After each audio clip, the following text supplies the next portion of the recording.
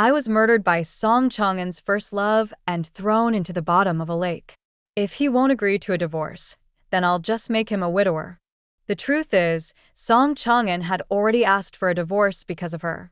Xiao Man, the princess has done me a great favor. You should be understanding. I told him that if we divorced, I would die. He frowned with disgust and told me not to lie just to manipulate him. But I wasn't lying. This was a rule set by the system. The day of our divorce would be the day of my death. A few days later, a heavily decomposed, unidentified female corpse was fished out of the lake. Song Chang'en, Assistant Minister of the Court of Judicial Review, personally requested to investigate the case. At the riverside, a crowd of curious onlookers had gathered. Tisk, TSK. Which poor young lady ended up like this? What a tragedy. Her face is completely ruined. She must have suffered terribly before she died. My ghost stood among them, staring at my own body with the others. Thinking back on the endless torture I'd endured before death, I couldn't help but shiver. Make way. Several government officers pushed through the crowd, clearing a path. Song Chang'en appeared in a black official robe, his face cold and expressionless. He knelt beside my corpse. He was not only the assistant minister, but also my husband. A flicker of hope stirred in my heart. Would he recognize me? Take her back. There are many suspicious points in this case, and the victim's identity remains unknown. After more than 10 years together, he looked me in the face and didn't recognize me. So heartless. Just then, the princess's maid came running over in a panic. Lord Song. The princess had a heart episode. She fainted. Song Chang'en's face changed instantly. He quickly pulled the white cloth over my body, gave a few brief instructions, and left in a hurry. The princess was the one he truly cared about. The wind by the river was piercing cold, sweeping through my ghostly form. I asked the system, when can I pass on? When your injustice is fully redressed, you may ascend to the afterlife. Your husband is quite capable. He should uncover the truth soon and clear your name.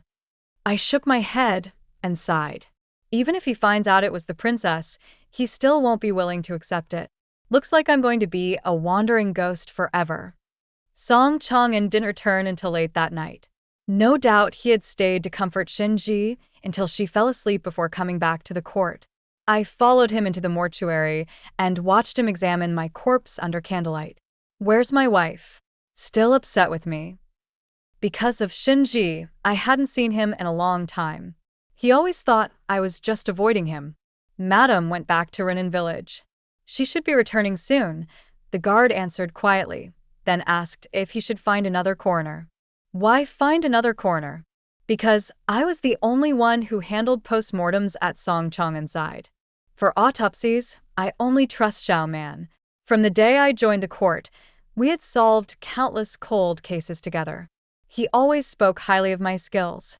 But now, there was no way I could rise from the dead and demonstrate my methods again. 3 of my ribs were broken. My lower leg was shattered. All 10 fingers were fractured. My abdomen was filled with poison. My face had been slashed by dozens of blades. After prolonged torture, I was finally drowned. In the end, Song Chang'en still called in an older coroner. The man arrived in a rush and hadn't expected the body to have suffered so much abuse. He hadn't brought enough tools and hesitantly asked if he could borrow my equipment.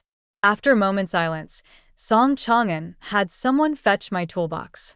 As the old coroner dissected me using my own tools, he couldn't stop praising their craftsmanship.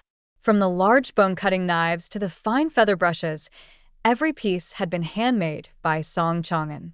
Back then, we barely had enough to eat, let alone money for proper tools. So he would collect scraps from the blacksmith shop, beg the smith to melt them together, then bring them home to slowly grind and polish by hand. To make them look nice, he even carved patterns into the wooden handles. Later, he gave me many finely made knives, but none felt as good in my hand as the old ones. Because these were made by him, I cherished them deeply. Until he pricked his fingers to make a kite for the princess, all for the sake of a casual joke. The princess deserves the best, so the best must be made by hand. As he worked on the bamboo frame, thinking of the girl he had once adored, Song Chang'en's expression softened noticeably. The old coroner gave a detailed report of his findings. Sadly, aside from confirming the victim had been tortured, nothing else was discovered. After dismissing the coroner, Song Chang'en immediately sent someone to bring me home from Renan village. He handed the guard a letter and a bag of fruit candies. Xiaoman has a child's heart. Bring these sweets to her, too. How ridiculous. I cursed at him. You just want me back to help you solve your case. Too bad, I'm dead now. Besides, the old coroner already did his best. Your precious princess sure knows how to clean up her mess. Even if I had done the autopsy, the result would have been the same. Song Chang'en and I were childhood sweethearts. He was the prodigious scholar's son next door, a genius praised by everyone. I was the unlucky girl who worked at a funeral parlor. Because I studied autopsy work with my grandfather, I was bullied by the village children, and even the adults avoided me like the plague. Only Song Chang'en, who lived alone with his father, never bullied me. He often helped chase away the kids who threw stones at me. My father says, earning a living with your skills is nothing to be ashamed of. It's not unlucky either. Mr. Song was a good man, always proper and scholarly, and he raised his son to be the same. Later, Mr. Song was beaten to death by a gang on the street. Song Chang'en watched his father die right in front of him. My grandfather and I collected Mr. Song's body and brought Song Chang'en home with us. Xiaoman, your brother Song has a bright future. We can't let it go to waste. Grandfather sold our pigs and ducks, gritted his teeth, and bought the best books for Song Chang'en. He even pulled strings to get him into a private school. Xiaoman, I'll repay you both someday. I swear it. Later, grandfather passed away. Song Chang'en was about to head to the capital for the imperial exams, so I brought out the money my grandfather had left for him. Xiaoman, where did you get so much money? A whole bag of shining silver, enough to ensure he'd have food and clothing all the way. I was honest with him. I told him the princess gave it to me. When Mr. Song died, the young princess had been passing by in a carriage and heard Song Chang'en crying his heart out. She felt sympathy and gave us the money. She also paid for your father's funeral expenses. The princess, she's truly a kind person. Holding that money, Song Chang'en's eyes flickered. From that moment on, the princess became his ideal, the one he placed on a pedestal. These days, the princess had frequent heart episodes, and Song Chang'en had to run back and forth between her and his work. Shunji leaned weakly against her bed, gazing at him with soft, tender eyes as he fed her spoonfuls of medicine. After every spoonful, he would slip her a piece of candy. The sweet fruit flavor washed away all bitterness instantly. That trick had always worked on me, without fail. Chang'en, even if I cannot be your wife, having you care for me like this before I die, I can leave this world in peace. She let out a soft cough as she finished, the snow-white handkerchief blooming with crimson blood. Shunji had the beauty of a flower and the pallor of illness, which only made her more pitiful and cherished. Of course, Song Chang'en immediately panicked. Princess, you must live a long and healthy life. I've already discussed divorce with my wife. Really? Shunji instantly perked up. She hadn't expected the man who once swore eternal devotion would actually be willing to leave his wife for her. Yes. Once Xiaoman returns home, I'll speak with her again. In that case, why not just issue a divorce now? Seeing he had already sent someone to find me in my hometown, Shunji froze for a moment, then pressed him further. She knew full well that Song Chang'en would never get that divorce letter from me. She had thought everything was airtight. She'd even tied stones to my corpse to make sure I'd sink forever.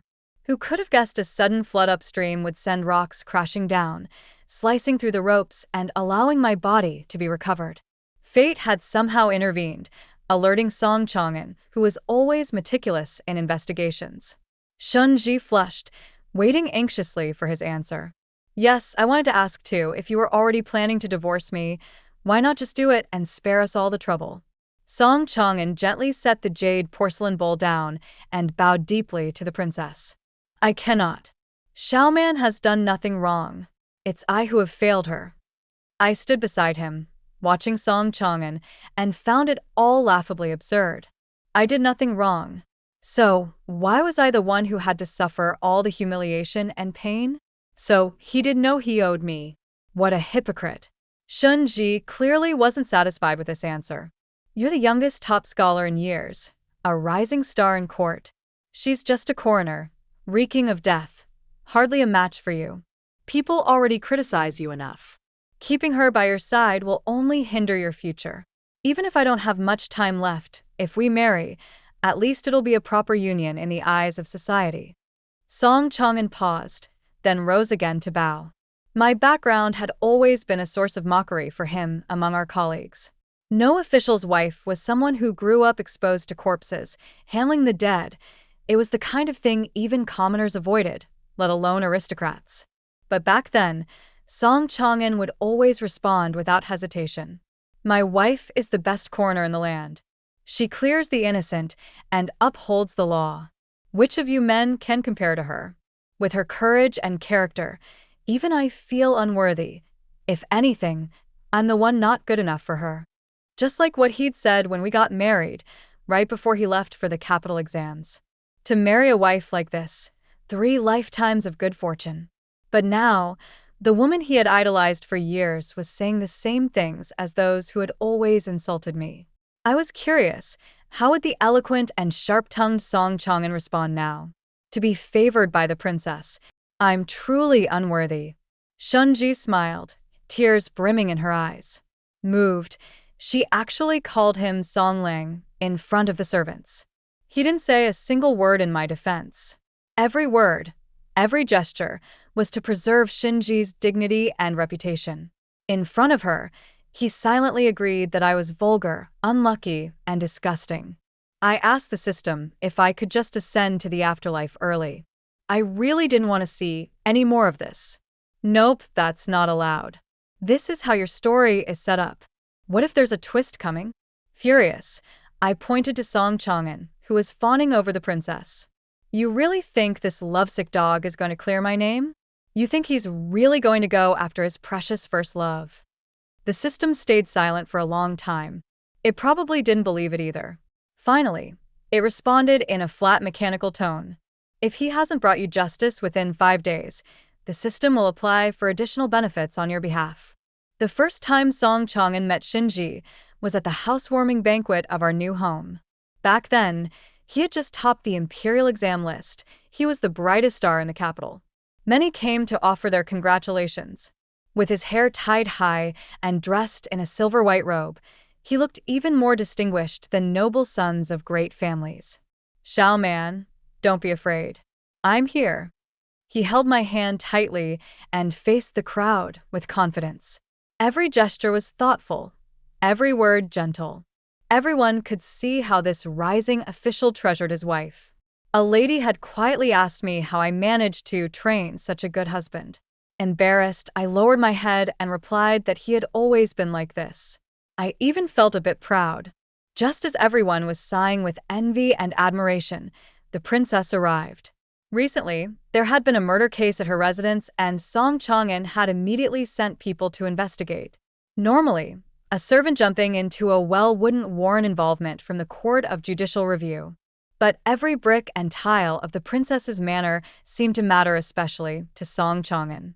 Shinji wore a gown of golden purple brocade, her hair adorned with pearl and jade hairpins.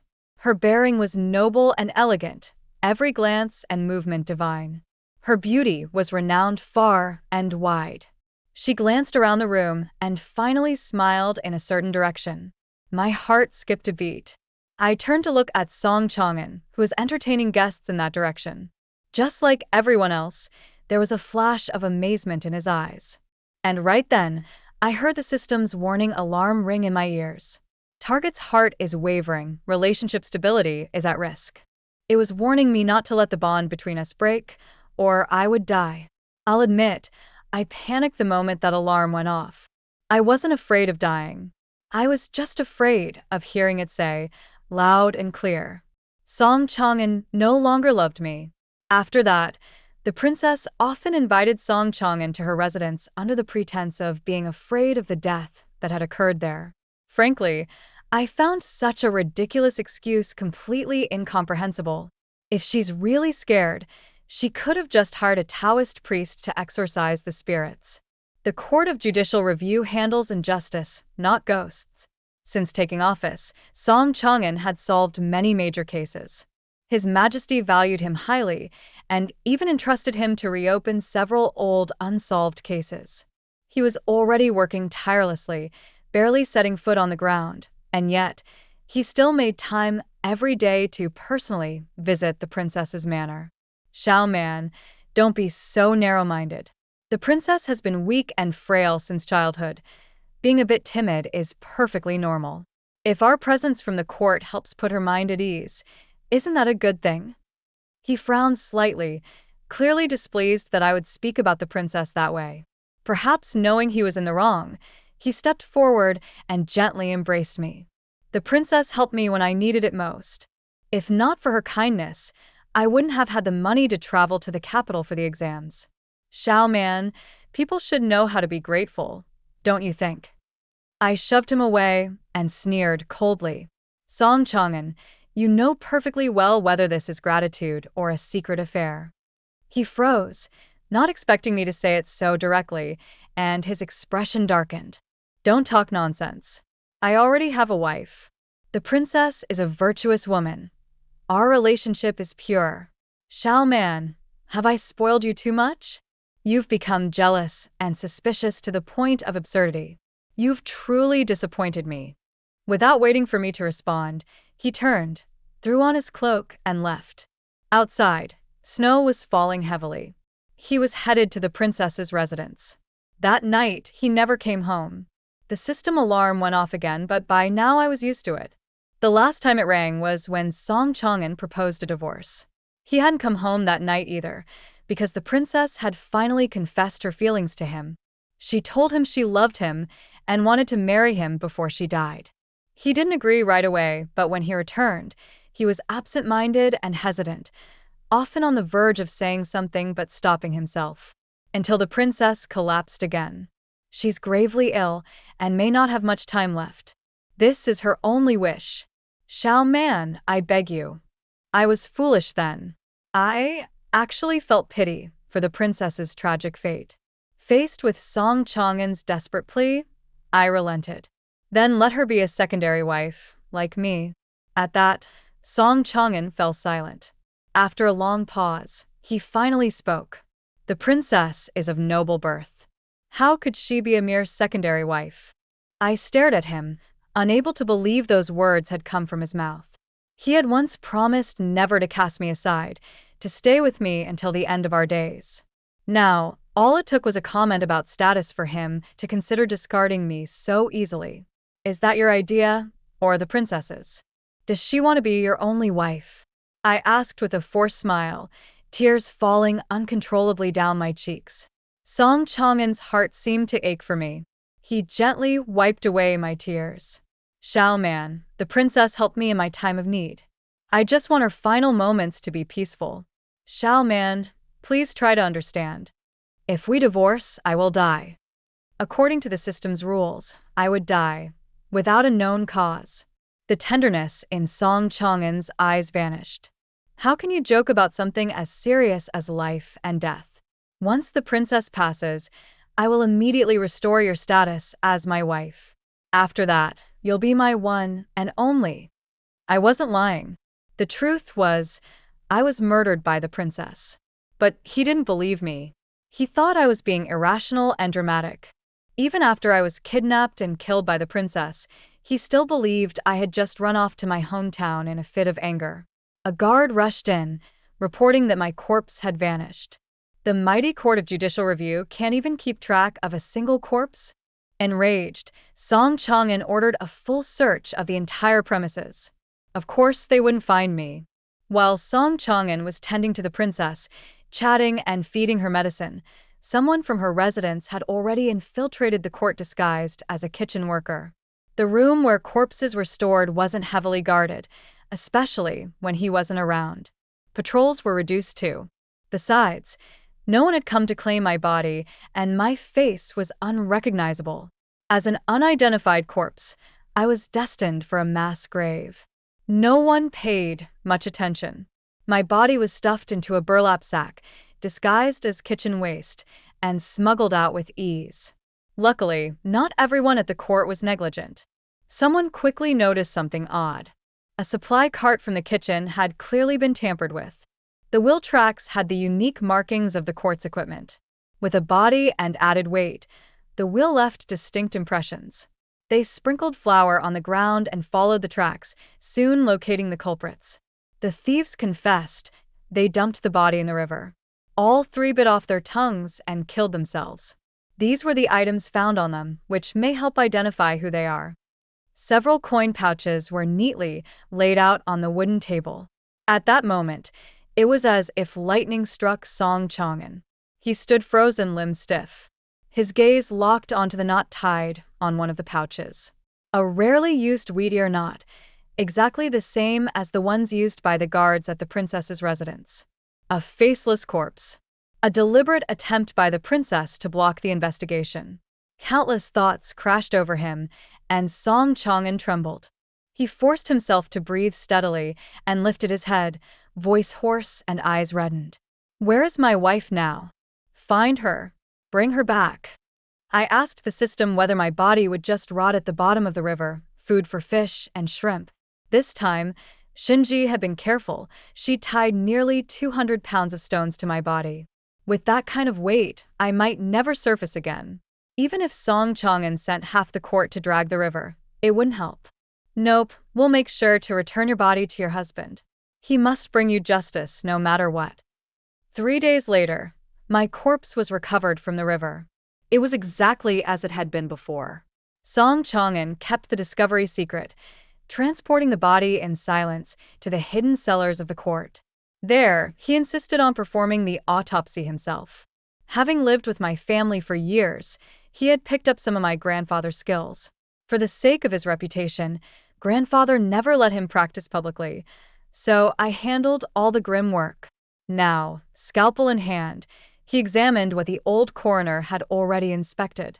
With few untouched areas remaining, Song Chang'an chose to cut from beneath the sternum. I watched as he sliced, his expression stoic, but sweat poured from his forehead and his breath grew shallow. Only here, only this area, could confirm my identity. And he remembered. When his hand brushed over my misshapen, protruding rib, the truth became obvious. In moments of passion, he used to kiss that very spot, murmuring "Shao Man" in that low, magnetic voice. It was a scar I'd gotten when I was 8, saving him from a fall. He had never forgotten. "Shao Man, Shao Man." The scalpel slipped from his hand. Song Chang'an staggered, all his mental defenses collapsing the moment he saw the 2 bone pins beneath the skin. Tears welled in his peach blossom eyes and fell like torrential rain. In the damp, empty dungeon, only the sound of his quiet sobs echoed. "Your husband does seem truly heartbroken." The system sighed, then added with scorn, "Serves him right." I shrugged and walked over to stand beside Song Chang'an, who was sobbing uncontrollably over my corpse. "Exactly," I said. "He kept my death a secret. That very night, he burned my body. Then, he never asked about me again, pretended I had simply gone back to my hometown and hadn't returned. He moved back and forth between the court and the princess's manor like nothing had ever happened. Look at him, I said to the system. He even destroyed the evidence for her. I asked the system again to let me pass on. I had utterly and completely failed this mission. Song Chang'an hadn't stepped foot in my courtyard for a long time. At first, it was because he was busy after his appointment. He stayed in a spare room at the court. Later, he simply moved everything out so he could be closer to the princess in case she woke in the night. He once said, "Shao Man, once I've repaid my debts, all the time I have will be yours." Back then, I thought, if that's the time to come, then I don't want it at all. I followed him into the inner courtyard. The room was as tidy as ever. The maid Qing Huan saw him and looked visibly upset. "My lord, has your princess recovered today?" Is she well enough to have the leisure to visit here? Did you forget the way back to the madam's courtyard? Song Chang'an ignored her sarcasm. He looked around, then pointed at the now empty bedside cabinet. What happened to everything that used to be here? That cabinet used to be full of keepsakes. The calligraphy brush he gave me when I was 8, the bird whistle he bought with a month's worth of herbs when I was 10, and the flower hairpin he gifted me for my coming-of-age ceremony after selling everything of value in his home. I treasured those items and placed them all by the bed just so I could see them first thing every morning. The madam put them away. Since you're so busy, why not take them back with you? Qing Huan pulled a wooden box from beneath the cabinet and handed it to him. She had once asked me why I packed all of those things away. I said, returning them to their rightful owner. So she remembered. She was such a good girl. Song Chang'an took the items out one by one, placing them carefully back onto the cabinet. With each object, his hands trembled a little more. At the bottom lay a small tiger head baby cap. That wasn't something he had given me. That was made by the madam, for the child she never got to meet. Qing Huan said, stepping forward to snatch it away. Song Chang'an wasn't worthy of touching it. A child. When did this happen? For the first time, his pale face showed a flicker of expression. Confusion. Shock. There's no child anymore. It was that night, when you went to the princess's residence in the middle of a snowstorm. Qing Huan sneered. She thought his grief was just crocodile tears. That night, the madam was in unbearable pain. I went to find you. You were at the princess's manor, playing the qin to lull her to sleep. What a lovely tune. The phoenix seeks a mate. It turned out Qing Huan had lied to me that day. She never made it inside the princess's residence. The guards forced her to kneel in the snow and listen to the entire piece from outside. The princess's maid even mocked her, telling her the song was called The Phoenix Seeks a Mate, using the qin to express longing, asking when love will be returned, to ease the heart's despair. Due to your husband's wavering affections, the system could no longer sustain the child's life. We regret to inform you that fetal development has been terminated. The doctor said I lost the baby because I was overwhelmed with grief and emotional distress. But I knew the child, born without its father's love, was never fated to survive. After that, Song Chang'an never mentioned divorcing me or marrying someone new. Shen Ji grew anxious. Despite several attempts, hints, probing, schemes, nothing worked. She didn't understand. Song Chang'an was still gentle and attentive, thoughtful as always. Yet he gave no response on this matter. Cui Yu, what do you think Song Chang'an means by this? After yet another failed attempt, Shenji smashed a teacup once Song Chang'an left. Porcelain shards scattered across the floor, mirroring the malice in her eyes. I flinched instinctively, startled. Then I remembered I was a ghost now. No need to be scared. I sat down calmly. According to the system rules, I could only follow the trace of Song Chang'an's qi. Luckily, he visited the princess's manor 3 times a day. His presence was strong enough for me to linger. Careful, Your Highness. You'll cut your hand. Cui Yu quickly stepped forward to calm her, ordering the maids to clean up the mess. I'm the most beautiful woman in the capital. When have I ever failed? Just a dead little wench from the countryside. What right does she have to keep her dignity? She wouldn't even leave a divorce letter. Shen Ji, still furious, downed another sip of plum wine. Your Highness, didn't you fall for him because he was loyal to his wife? Because he respected her? You're just one step away and you still can't break through? So that's it. To Shen Ji, Song Chang'an's loyalty was a kind of conquest. A game. The next day, someone knocked on the gate of the Song residence. A man claiming to be from Renan village brought a letter. A divorce agreement, signed and sealed in my handwriting. I had written one. But not that one. Still, Song Chang'an clearly believed it was real. He took the letter and rushed to the princess's manor. So stupid. She's playing you like a fiddle, and you're still running to her like some clown. I muttered from the carriage. He couldn't hear me. His eyes remained closed. He sat still, expressionless, showing not a hint of joy. Xiao Man. Suddenly, a sigh slipped from his lips, and my ghostly form trembled. The air around us fell still. Song Chang'an took out the flower hairpin he had once given me for my coming-of-age ceremony. His fingers gently brushed across its petals. His eyes darkened, and his fingertips trembled. I asked the system, "Can he hear me?" The system sounded annoyed, as though I were questioning its competence. "That's impossible. He can't hear you.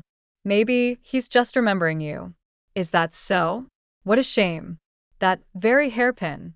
Song Chang'an placed it gently into the princess's hair. "Song Lang, I suppose I've finally made it through the storm to see the moonlight." Shunji whispered tearfully, leaning against his shoulder, casting a subtle glance toward Chuiyu. The famously upright and incorruptible assistant minister of the Court of Judicial Review had once again fallen at the feet of a beauty, abandoning his wife and home, willing to humble himself completely for Shinji. In this game of flirtation between the noble women of the capital, Shinji had won once again. Princess Shinji, with her ethereal beauty, had long captivated hearts across the capital.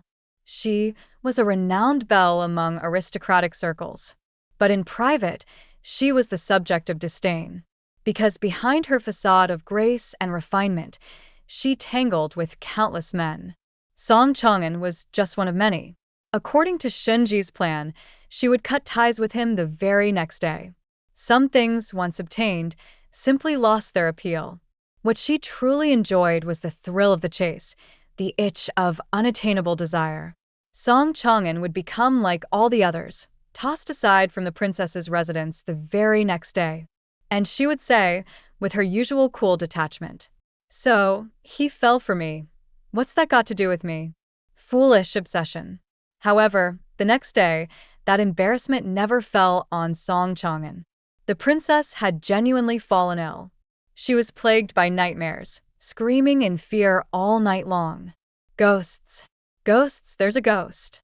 When Song Chang'an arrived, Shinji was huddled in a corner, hair disheveled, clothes a mess. Her eyes were bloodshot like a startled rabbit. Even though maids and guards surrounded her protectively, the slightest sound would send her into a screaming fit. Soon, word began to spread among the servants. The princess was haunted. Nonsense. The princess has a heart as pure as a bodhisattva. How could she be tainted by such filth? Song Chang'an, who had always scoffed at the supernatural, pulled Shinji into his arms and softly comforted her. He forbade anyone from spreading rumors. In those days, he remained at her side constantly, personally tending to her food and clothing. Those hands, once used to judge guilt and innocence, now cleaned her body after her episodes, no matter how filthy. The servants whispered Lord Song's true feelings were for the princess. Even Chuiyu would sing his praises in front of Shinji whenever she was lucid. Shinji would blush and smile faintly. At least, now I know his feelings are real. But fate is rarely so kind. Shinji's nightmares worsened, and her reliance on Song Chang'an deepened. She even allowed him to stay by her side through the night. After several nights together, her feelings for him had completely changed. Everyone in the manor quietly accepted that Song Chang'an was the future master of the princess's household. Tell me, why hasn't he proposed yet? Does he think I'm no longer the dignified woman I used to be, just some lunatic now? Shunji sat before the mirror, carefully examining her face, as she asked Chuiyu. Though her features were weary, her beauty remained. Every day she applied makeup meticulously, just to look her best when Song Chang'an arrived. She wanted to prove she wasn't the wild, unkempt woman the outside world whispered about. Gone were the flamboyant reds and luxurious robes. She now wore soft, elegant styles from the Jiangnan region. Because Song Chang'an was from the south, she cast aside her noble pride and tried to match his tastes, earning even more of his affection. But still, she dared not cross the final line. Does he still miss that little country girl? Your Highness, that wild girl is already fish food at the bottom of the river. She won't be coming back. Besides, what did she ever have to compete with you? You've been the one in Lord Song's heart for years. Shunji beamed at the flattery and rewarded Chuiyu with a golden hairpin. That very night, Chuiyu used that hairpin to slash Shunji's face. The system had been right. It seemed Song Chang'an truly was avenging me. I watched him soak that flower hairpin in a hallucinogenic potion called Min Xiang for 3 days and nights. Then, smiling gently, he inserted it into Shunji's hair, telling her to wear it every day. One day of Miyun, nightmares every night. He burned the fake divorce letter, sat in the courtyard hugging the tiger head baby cap and the real divorce letter I had written, and drank all night long. He kept murmuring my name under his breath. The real divorce letter had been given to him by Qing Huan before she left. She didn't know I was dead. She'd been foolishly happy to help me escape my suffering. I only came to the capital to serve the madam. Now that she's gone, I no longer have a reason to stay. She had no contract, no ties. She came and went as she pleased. I saw Song Chang'an meeting with Chuiyu in secret again and again, handing her stacks of old case files. Even the poison on the golden hairpin had been given to Chuiyu by Song Chang'an himself. My brother entered your service at 8 years old and followed you loyally ever since. He solved countless problems for you and had blood on his hands because of it. Did you ever once acknowledge his loyalty? Afraid your secrets would come out, you killed him to silence him. You used my brother's blood to seduce a man. You heartless monster. You deserve to die. Die. Chuiyu pinned Shinji down, slicing cruelly across her once perfect face. She clawed at her hair, screaming questions like a madwoman. The first case Song Chang'an had ever handled for the princess was the death of Chuiyu's brother. I had examined that corpse myself. He was strangled to death, then dumped into a pond to make it look like drowning. At the time, Song Chang'an had said nothing. He let it go, for the princess's sake. Who would have thought he would reopen the case now? Step by step, he had drawn Shinji into a web of gentleness and affection, making her unable to escape. Then he let Chuiyu destroy what she prized most, her beauty, all to break her from the inside out. Now, the princess's manor had been emptied of guards and maids under the excuse of needing a quiet recovery. Song Chang'an stood at the door, calmly watching as Chuiyu carved bloody gashes into Shunji's face. Days of Min Xiang had left Shinji weak and powerless. Under the moonlight, Song Chang'an's white robes gleamed. He looked like a spotless celestial being, or like a ghostly judge of death.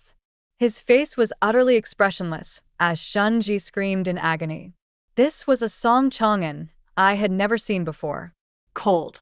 Ruthless. Terrifying. Your face is dirty, Your Highness, he said at last as Chuiyu finally stopped. Only then did Song Chang'an step forward, crouching beside her.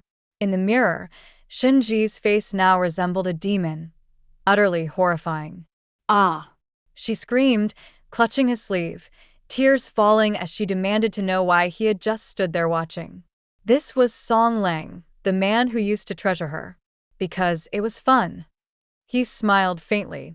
That year, when you ordered your men to beat my father to death in the street, wasn't that just for fun too? Shinji's pupils contracted. She released his sleeve and shook her head in disbelief. No. How do you know about that? Ding. Bonus reward from the system. Are you satisfied, host? You let him learn the truth about Mr. Song's death? That's right. Knowing that his beloved first love was both his father's killer and his wife's murderer, this doubled pain and hatred, your husband can endure it. When did you plant that memory in his mind? Right after he confirmed your identity when he performed your autopsy with his own hands. Through the system's reverse playback, I witnessed the full truth of Mr. Song's death.